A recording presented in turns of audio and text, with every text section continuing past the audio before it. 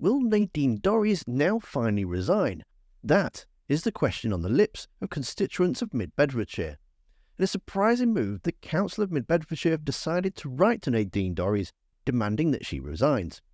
On the 9th of June, when she found out she wasn't going into the House of Lords, she tweeted she'd be resigning with immediate effect. She then changed the tweet 10 minutes later and removed the word younger.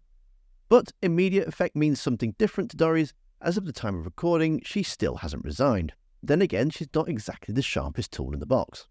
So I would argue that to say that just because Channel 4 has been established as a public service broadcaster and just because it's in receipt of public money, we should never kind of audit the future of Channel 4 and we should never evaluate how Channel 4 looks in the future and whether or not it's a sustainable and viable model. It's quite right that the government should do that. But Channel 4 is not like the BBC.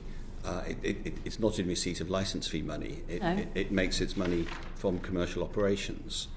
And so, although it's, there are a range. The council that covers Mid-Bedfordshire have now written demanding that she steps down. In the letter that was made public, it states that she hasn't managed her office in over 3 years.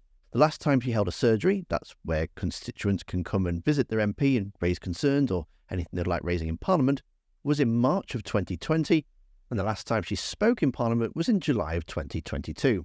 Now, she has been the Secretary of State for Culture, Media and Sport in that time, so running a constituency office while being the head of government department, I assume could be a little bit tricky. But she has spent the last year not holding surgeries, not speaking in Parliament, and basically taking taxpayers' money for doing no work. It even mentions this in the letter that the council wrote, saying that she's prioritised her TV show and book over doing her actual parliamentary job.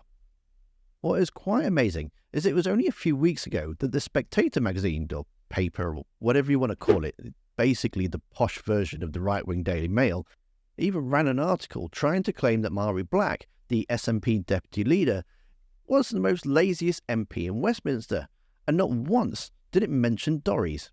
Unbelievable. Now you're probably wondering why it's taken so long for the council to actually say anything and why they've left Dorries in post representing them and literally doing no work, taking 80 grand a year for doing nothing. Well, up until this year's local elections, the council was Conservative run, so it's unlikely that he wanted to throw one of their own under the bus. As of 2023, the council is now independent with no overall majority, so it's nice to see they're actually wanting to do something and get some representation. Dorries has said in the past that she was refusing to step down after she said that she would, because she wants to know why she'd not been allowed into the House of Lords. Maybe it's because she believed the liar Boris Johnson. She's also been known to have tried to get onto Liz Truss's honours list, but that had already been submitted for processing, and she might actually be facing some kind of investigation over that.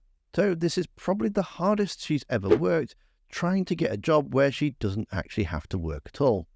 The only problem with this letter is that it's addressed to her Westminster office, and without her being there for the best part of a year and a half, it's unlikely she's actually going to receive it.